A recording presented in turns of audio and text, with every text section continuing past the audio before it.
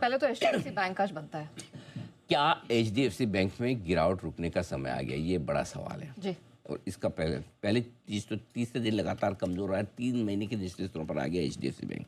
कल लगातार दूसरे दिन लोअर लो लोअर हाई बनाया, बड़ी कमजोरी के संकेत है। अब बड़ी इंपॉर्टेंट डेटा है नया, 63 दिनों से एचडीएफसी बैंक 970 1020 की रेंज में था, इसको परसों तोड़ा था, कल फिर से लगातार दूसरे दिन उसके नीचे बंद हुआ है 949 पर, ब्रेकडाउन के संकेत है। लेकिन एचडीएफसी बैंक पर एक क्रिस्टल क्लियर बड़ा सपोर्ट नजर आ रहा है 940 पर। पिछले 9 महीनों में, एक आध दिन की बात नहीं कर रहा, 9 महीनों में, 9-10 महीनों में 25 अप्रैल 2025 के बाद ऐसा 4 बार हुआ है, एक बार नहीं, 2 बार नहीं, 4 बार हुआ है कि एचडीएफसी बैंक 940 के आसपास पहुंचा है। इंट्राडे में थोड़ा बहुत तोड़ दे, लेकिन 940 के ऊपर ही बंद होता है, नीचे बंद नहीं होता। अच्छा। और कल आप 949 पे बंद हुए, 1% दूर है वहां से।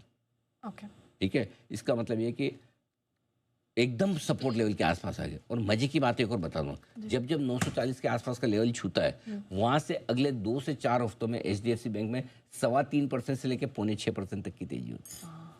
मतलब 3.25% मतलब आप 30-35 रुपए से आप 55-60 रुपए तक की तेजी मान लीजिए। तो एक टर्न अराउंड के लिए रेडी 30 से 50 रुपए की तेजी एचडीएफसी बैंक वहां से दिखाता है। तो 940 आपके लिए मेक और ब्रेक लेवल है। अब 9 रुपए 1% बचा है, रिस्क लेनी तो यही लेवल है। 940 के आसपास आप 1% की रिस्क ले ली, 930 का स्टॉप लॉस क्लोजिंग बेसिस पे, ठीक है, और लॉन्ग करना चाहिए।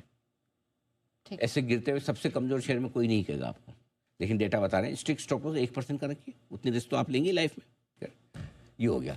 अब दूसरा स्टॉक आइए जो सबसे मजबूत है आज आपके लिए, आईसीआईसीआई बैंक। क्या आईसीआईसीआई बैंक की तेजी पर ब्रेक लगने का? अब आज किसी को पूछेंगे सबसे बढ़िया क्या दिख रहा है, आईसीआईसीआई बैंक सबसे खराब है, लेकिन हम डेटा आपको बता रहे हैं, डेटा आपको कुछ अलग कहानी दे रहे हैं। क्यों? आईसीआईसीआई बैंक में लगातार चौथे दिन तेजी हुई है, 2 महीने का हाई बनाया, कल उसने 1427 पर बंद हुआ है। चौथे दिन हायर हाई हायर लो बनाया। अब बताओ कहाँ कमजोर है? 3 दिन पहले तक सबसे कमजोर यही था और 3 दिनों में इसने एकदम पूरा गेम बदल लिया, सबसे मजबूत हो गया। अब बड़ा अलर्ट ये कि इसका आरएसआई रिलेटिव स्ट्रेंथ इंडेक्स पहुंच चुका है 70 के लेवल पर। 2025 में सिर्फ 2 बार ऐसा कारनामा हुआ जबकि इसका आरएसआई 68 के ऊपर निकला, और जब 68 के ऊपर निकला वहां से तेज गिरावट आई। सोचो, अब ये सबसे मजबूत शेयर की बात करें हम, कब हुआ ये 2 बार? पहला हुआ 20 जुलाई 2025 को, इसकी आरएसआई पहुंची थी 68 पर, बंद हुआ था 1488 पर। उसके बाद 2-3-4 बार इसने ट्राई किया, लेकिन 1488 इंट्राडे में पहुंचा होगा, लेकिन 1488 के ऊपर बंद नहीं हुआ है, हुआ नहीं। उसके बाद 3 हफ्तों में 5% टूटा है आईसीआईसीआई बैंक। दूसरी बात 17 अक्टूबर 2025 का दिन था जब आईसीआईसीआई बैंक की आरएसआई 68 पर पहुंची, 1436 पर बंद हुआ, और उसके बाद 1-2-3 दिन उसके पार निकलने की कोशिश की इंट्राडे में, लेकिन उसके ऊपर बंद नहीं हुआ, और उसके बाद 2 हफ्तों में 8% घटा है। तो अब आपको क्या देखना है? आपको ये देखना है कि आईसीआईसीआई बैंक की आरएसआई अगर 70 के ऊपर बनी रहती है और क्लोजिंग अगर इसके ऊपर नहीं होती है, तो इसका मतलब ये गिरने को तैयार हो रहा है। तो अब पॉजिटिव क्लोजिंग और आरएसआई दोनों को मिला के देखना। अगर नेगेटिव क्लोजिंग होती तो फिर तो ये थ्योरी आपकी कंफर्म हो गई। अच्छा। और अगर पॉजिटिव क्लोजिंग होती है और आरएसआई घट जाए तब तो अलग बात है, लेकिन अगर आरएसआई हायर लेवल पे बना रहता है, कल सुबह मैं आपको अपडेट दे दूंगा, चिंता न करें। लेकिन इंट्राडे में आपको ध्यान रखना है, इस समय आईसीआईसीआई बैंक में ऊपरी स्तरों पर खरीदारी अभी नहीं करनी है, हम नहीं खरीदेंगे। हम प्रॉफिट बुकिंग करेंगे, नीचे आएगा या फिर हम देखेंगे कोई ब्रेकआउट मिलेगा, अभी नहीं खरीदेंगे। बहुत क्लियर है, फंसना नहीं है। ठीक है। अब सर रिलायंस का बताइए, इसका ब्रेकआउट कैसे फेल हो गया? वो तो हो गया, अब इसका तो हो ही गया, काम ही हो गया। रिलायंस दूसरे दिन कमजोर रहा है 15 अक्टूबर 2024 के बाद। कल दूसरी बार रिलायंस ऐसा हुआ है कि लगातार 2 दिन 50 डीएमए के नीचे बंद हुआ है 1504 पर। 26 जुलाई 2023 से इसने 1110 से अपनी तेजी की शुरुआत की थी। 8 जुलाई 2024 को रिलायंस ने इंट्राडे में 1608.80 और क्लोजिंग बेसिस पे 1601 का हाई बनाया था, 45% बढ़ा इस दौरान। फिर 5 से 18 जुलाई तक इसने टाइम पास किया, 1600 के ऊपर बंद होने की बहुत कोशिश की, सफल नहीं हुआ। फिर अगले 9 महीनों में ये 30% घटकर पहुंचा 7 अप्रैल 2025 को 1114 पर, वही 1110 का 1114 आ गया। वहीं पर इसने बॉटम बनाया और बॉटम बनाकर 5 जनवरी को 2 दिन पहले इससे 1611 का नया लाइफ हाई बना दिया। 5 जनवरी को लगभग 44% इस बार फिर बढ़ा है। पिछली बार 45% की तेजी हुई, इस बार 44% की। पिछली बार 1609 के आसपास का ही था, इस बार 1611, और वहां से सिर्फ 3 ही दिन में 6.5% टूट गया। तो रिलायंस ने फिर इतिहास दोहराया कि एकदम मेक और ब्रेक लेवल से घूम गया। तो रिलायंस में भी कमजोरी का संकेत साफ है, ब्रेकआउट फेल हो गया, हो नहीं पाया। फेल से ज़्यादा ये कहूँगा कि ब्रेकआउट दे नहीं पाया, घूम गया। ओके, ये बात तो रिलायंस की होगी सर। आरईसी ने दिया है ब्रेकआउट और कंफर्म किया। आरईसी सबसे प्यारा स्टॉक है इस वक्त निफ्टी का, निफ्टी का तो निफ्टी में नहीं है, माफ़ कीजिएगा। मतलब मार्केट का सबसे प्यारा स्टॉक, इतना प्यारा स्टॉक है, लगातार छठे दिन तेज है, लगातार छठे दिन हायर हाई है, ठीक है। 2025 में 5 बार आरईसी 100 ईएमए पे पहुंचा था। 2025 ने बहुत मतलब कैसे पेशेंस से निकाला इस आदमी ने, आई मीन इस शेयर ने पूरा साल। आप मस्ट अप्रिशिएट। 5 बार 100 ईएमए के पास पहुंचा, लेकिन ऊपर ही नहीं बंद होता, घूम के नीचे आ जाता। 2026 में तो इसके न्यूमरोलॉजी बदल गई एकदम, ठीक है। कल चौथी बार ऐसा हुआ है लगातार कि 100 ईएमए 368 के ऊपर बंद हुआ, वो भी स्टाइल में 385 पर। 6 दिनों से तेज है आरईसी। जब तक ये 368 365 के नीचे बंद नहीं होगा ना, इसकी तेजी बनी रहेगी। तो वहाँ से कुशन बना लिया इसने अच्छा खासा।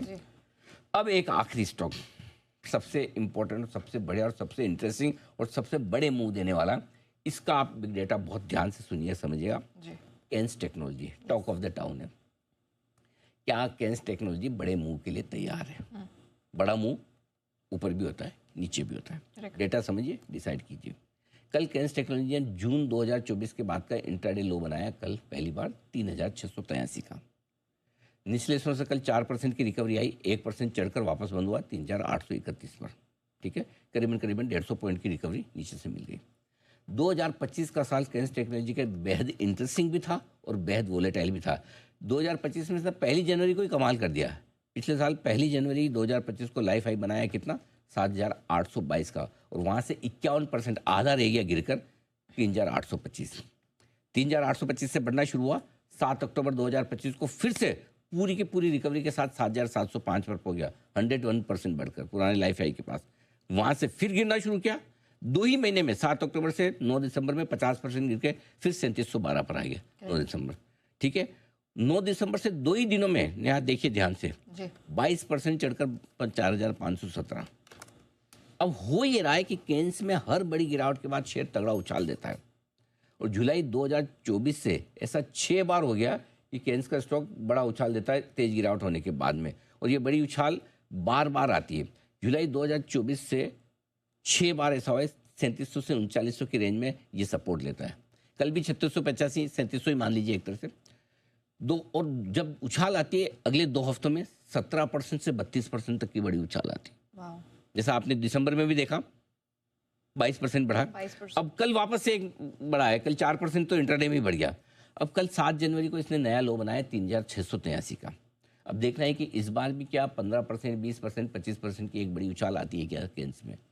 आपको क्या करना है? आपको 2 ही चीज़ करनी है। जब तक 3675 के नीचे बंद ना हो तब तक अब नई तेजी नहीं करनी है, नई मंदी नहीं करनी है। जिस दिन 3675 के नीचे बंद होगा ये बड़ी गिरावट के संकेत देगा, क्योंकि ये अब तक का ट्रेंड 2025 से जो बना है वो तोड़ने की कोशिश कर रहा है। तो 3675 कैश लेवल आप क्लोजिंग बेसिस पे नोट कर लीजिए। लेकिन जब तक इसको होल्ड कर रहा है क्लोजिंग बेसिस पे, तब तक हो सकता है एक बार वापस से 4300 4500 तक जाने की कोशिश केन्स करे। तो बहुत बड़े लेवल के आसपास है, बहुत बड़े मुंह के लिए तैयार केन्स होता हुआ दिख रहा है। ये आपके लिए स्टॉक इनसाइड। आज मैंने